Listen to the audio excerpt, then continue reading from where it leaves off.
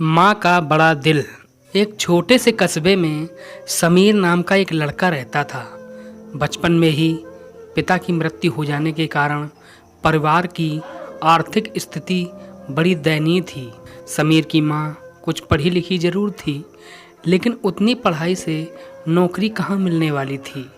सो घर घर बर्तन मांजकर और सिलाई बुनाई का काम करके किसी तरह अपने बच्चे को पढ़ा लिखा रही थी। समीर स्वभाव से थोड़ा शर्मीला था और अक्सर चुपचाप बैठा रहता था।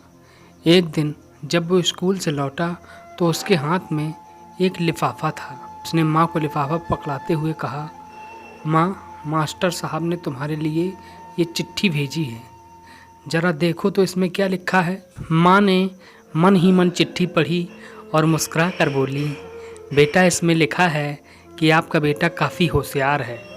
इस स्कूल के बाकी बच्चों की तुलना में इसका दिमाग बहुत तेज है और हमारे पास इसे पढ़ाने लायक शिक्षक नहीं है, इसलिए कल से आप इसे किसी और स्कूल में भेजें। यह बात सुनकर समीर को स्कूल ना जा सकने का दुख तो हुआ, पर साथ ही उसका मन आत्मविश्वास से भर गया कि वो कुछ खास है और उसकी बुद्धि तीव्र है। माँ ने उसका दाखिला एक अन्य स्कूल में करा दिया। समय बीतने लगा। समीर ने खूब मेहनत से पढ़ाई की। आगे चलकर उसने सिविल सर्विसेज परीक्षा भी पास की और आईएएस ऑफिसर बन गया। समीर की माँ अब बूढ़ी हो चुकी थी और कई दिनों से बीमार भी चल रही थी और एक दिन अचानक उनकी मृत्यु हो गई। समीर के लिए ये बहुत बड़ा आघात था। वह बिलक बिलक कर रो पड़ा। उसे समझ नहीं आ रहा था कि अब अपनी माँ के बिना वो कैसे जिएगा। रोते रोते ही उसने माँ की पुरानी अलमारी खोली और हाथ में उनकी माला, चश्मा और अन्य वस्तुएं लेकर चूमने लगा। उस अलमारी में समीर के पुराने खिलौने और बचपन के कपड़े तक संभाल कर रखे हुए थे। समीर एक एक कर सारी चीज़ें निकालने लगा और तभी उसकी नज़र एक पुरानी चिट्ठी पर पड़ी। दरअसल ये वही चिट्ठी थी जो मास्टर साहब ने उसे 18 साल पहले दी थी।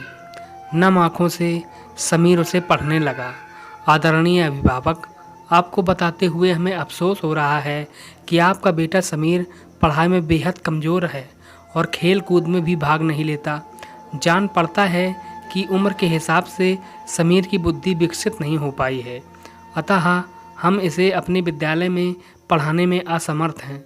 आपसे निवेदन है कि समीर का दाखिला किसी मंद बुद्धि विद्यालय में कराएं अथवा खुद घर पर रखकर इसे पढ़ाएं। सादर प्रिंसिपल। समीर जानता था कि भले अब उसकी माँ इस दुनिया में नहीं रही, पर वो जहाँ भी रहे उनकी ममता, उनका आशीर्वाद सदा उस पर बना रहेगा। दोस्तों, रुडयार्ड किपलिंग ने कहा है, God could not be everywhere and therefore he made mothers. भगवान सभी जगह नहीं हो सकते, इसलिए उसने माएँ बनाई। माँ से बढ़कर त्याग और तपस्या की मूर्त भला और कौन हो सकता है। हम पढ़ लिख लें, बड़े होकर कुछ बन जाएं, इसके लिए वो चुपचाप न जाने कितनी कुर्बानियाँ देती हैं। अपनी ज़रूरतें मारकर हमारे शौक़ पूरा करती हैं। यहाँ तक कि संतान बुरा व्यवहार करे तो भी माँ उसका भला ही सोचती है। सचमुच माँ जैसा कोई नहीं हो सकता। आशा करता हूँ ये शिक्षाप्रद और दिल को भावुक करने वाली कहानी आपको पसंद आई होगी।